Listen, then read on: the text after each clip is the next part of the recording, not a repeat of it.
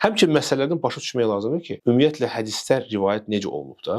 Onlar o belə deyil axı 24 saat ərzində Peyğəmbər sallallahu əleyhi və səlləm yanında kamera işləyirdi, ya kimsə diktafon saxlayırdı ki, danışanda hər şey yazılırdı. O belə deyil. Siz başa düşün ki, bu ravilər, bir söhbət xüsusən indi sahabelərdən gedir. Onlar Peyğəmbər sallallahu əleyhi və səlləmdən hədislər rivayət edirlər. Onlar o hədisləri ehtiyaca görə rivayət edirdilər. Onlar Peyğəmbər sallallahu əleyhi və səlləmdən hər sözünü rivayət etmirdilər. Məlum olan şeyi demirdilər. Və hətta hər yerdə də demirdilər. Görürsən ki, bir ehtiyac oyanırdı. Nəsə bir insanlarda sual yaranırdı. Bilmirdilər. Yaddan çıxmır. Dedi ki, hə mən peyğəmbər eşitmişəm ki, belə eləyib. Və yaxud da mənə peyğəmbər sallallahu əleyhi və səlləm bunu öyrətdi. Və yaxud da biz onunla çıxanda məsələn səfərə o dəstəmaz belə aldı. Çünki görəndə ki, insanlar neysə unudublar ya düzgün başa düşmüblər. Yəni bu hədislərin rivayəti ehtiyaca görə olub. Nə yerdə, nə vaxt ki ehtiyac var idi, onu rivayət edirdilər. Başa düşürsünüz? Yəni belə deyildi ki, hər şey istəyirdilər peyğəmbərdən rivayət etsinlər. Çünki ehtiyac da yox idi.